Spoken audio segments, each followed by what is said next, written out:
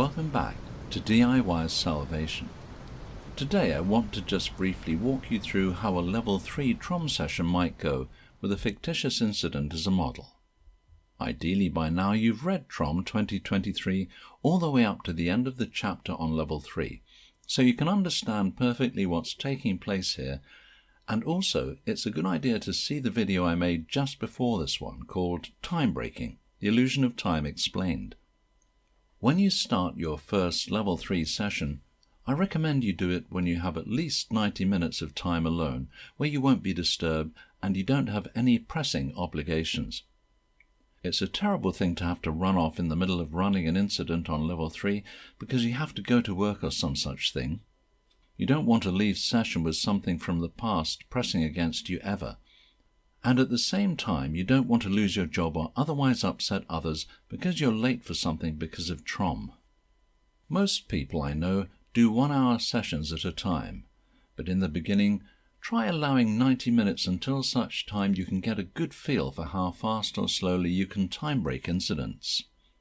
As always, begin your session by doing the repair of importance exercise you learned in level 1 section to full result, back and forth with both commands, until you run through one of them with no change, then the other one with no change, then select an incident from your past to time break. Now let's say I pick a time when I was caught cheating on a test in elementary school. I bring that up into the present. I see myself sitting at the desk with all the other students around me, the teacher at her desk in the corner, and the students scattered about the classroom. There's a girl next to me who I know to be pretty smart, who's not covering up her answers very well. And I take a glance over to see what she's written down for one of the questions I'm having trouble on. At this moment, I'm just getting the simplest of visuals on this incident and bringing it into the present as if it's happening right now. I'm also aware at the same time that I'm sitting on my couch with a pen and paper taking notes of my session. I'm aware in my peripheral vision of the rest of my apartment, and I do my best to maintain that awareness as I not only recall the past event, but put it all around me as if it's happening now. I'm keeping my eyes open. I'm not just remembering something inside of my head with my eyes closed like one might normally do when one is trying to recall something from their past. This is not remembering, this is time breaking. I'm putting the event around me. It's here right in the present. I'm aware of it and my current environment at the same time. Once comfortable with that, I start hearing the sounds around me. I might not hear much in this particular incident, maybe just the sounds of pencils writing on the paper or the teacher getting up from her desk to walk around the class every now and then. If it's terribly silent, I don't worry too much about that particular sensation. Now I start feeling a little of the excitement and fear of being caught, as my eyes wander over to what the girl is writing on her test paper. I feel a bit warm, just as I did during the incident too. I get a little bit of a shiver running up my spine and I blink a few times doing this. Now, if something like this happens, it's normal. You might get physical sensations that have nothing to do with the incident itself while time breaking it. You just continue until such subside, and you keep putting more details in. One of the students yells over to the teacher, pointing to me, "Hey, he's looking at someone else's test paper."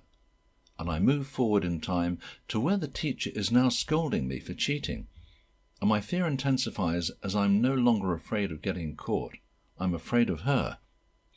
I feel that fear in present time, and I keep feeling it until it fades away. I see the teacher is angry, and I sense that anger too.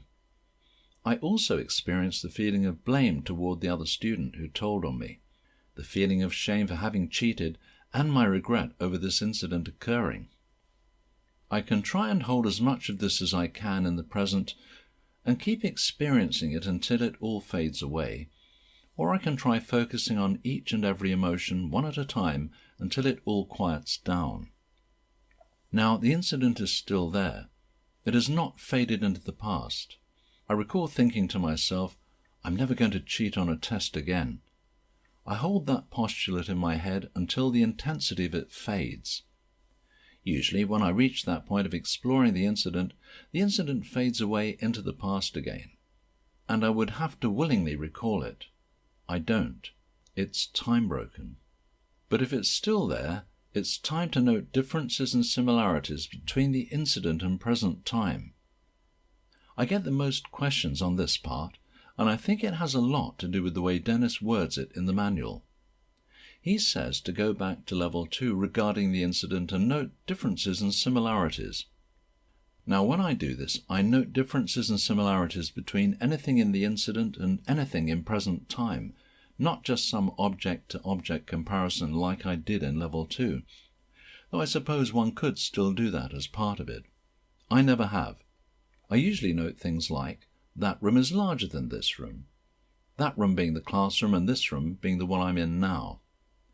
I say it just that way to myself instead of, it was a larger room. Can you see why?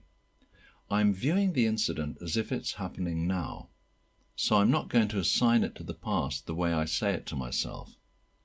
I also avoid saying things like, well, that was 1989 and this is 2023. No, don't do that. I may make such a statement like, it's spring here and autumn there, or it's nighttime here and morning there. But you see, I'm still using here to refer to my present and there to refer to my past instead of now and then. I note that I am smaller there than I am here. I have some grey hair here, but not there. There are other people there, but none here. I am viewing the incident and maintaining awareness of the present while making the comparisons. If I react to any of this, like I get tired, feel another shiver go up my spine, or even blink rapidly a few times, I continue just like I would in level 2. I note a few more differences and nothing happens, so I note similarities. I note that in both the present and the incident I'm sitting down. I'm wearing the same colour shirt and so on, and all of a sudden the incident fades into the past. I do not then try and go back to differences. I'm finished time-breaking the incident, and I do repair of importances. I do sometimes get correspondence from those who tell me they run some level 2 first, and then do their level 3 session. I sometimes wonder if it's because they get confused by that line about going back to level 2 regarding an incident. All Dennis means is that if you come across a sticker, something that won't time break just by you experiencing it at the same time as the present, that you note differences and similarities in the same way you worked level 2, but this time you're noting them between the incident and your present environment, not just two objects. If you feel the need to do some level 2 before doing your level 3 session and you are getting charge on it, then you should not be doing level 3 at all. I get so many emails from people who tell me they bounce back and forth between levels 2 and 3. Don't do it. You make 100% sure you're flat on level 2 before you even think of doing level 3, period. Now, if something fades into the past, yet you're experiencing any sort of discomforting sensation, you need to time break that all by itself. If you feel any negative emotions like fear, grief, anger, regret, you better time break that too if there's any of that lingering. You experience the emotion or sensation by itself and maintain awareness of the present until it's gone, gone, gone. Don't even think of moving on from an incident if you are feeling anything out of the ordinary after it fades into the past like that. You don't want any of these sensations stuck to you. You let the incident go back into the past and you make sure all sensations are gone, whether they come directly from the incident or not. Don't skimp out or try to rush through your RI. If you do, you won't be in present time well enough to confront your past before running an incident. And if you try to shortchange yourself on RI when doing it before session end, you aren't going to be so comfortable in your daily affairs between sessions. If you feel there's something more I need to cover or still have questions, feel free to comment or even write me at tromguides@gmail.com.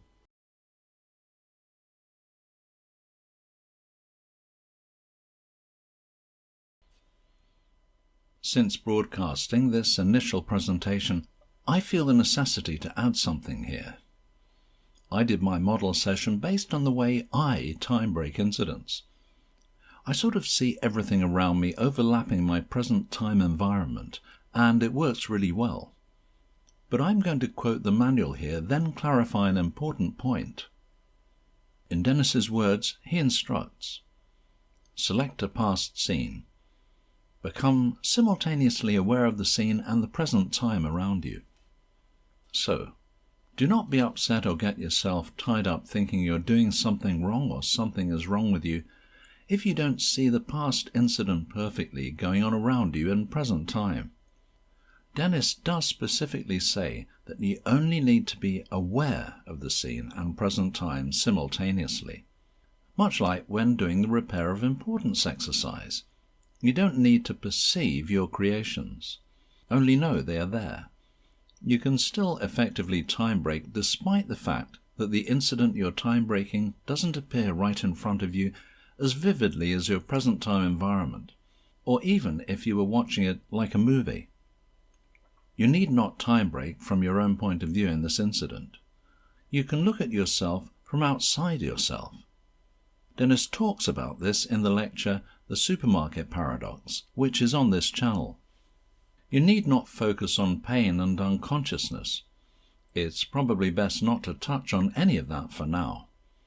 You will get some sort of reaction time breaking just about anything. From the manual, Dennis says, continue until you are willing and able to time break all your known past. In quoting Dennis, I want to emphasize this is your known past you're time breaking. So don't go diving into what you're worried about being said around you during an operation or times you fell unconscious. Don't deliberately try going into past lives you know nothing about. This is not Dianetics auditing, and the motivation for time breaking in a TROM session is different than the motivation for returning in a Dianetics auditing session.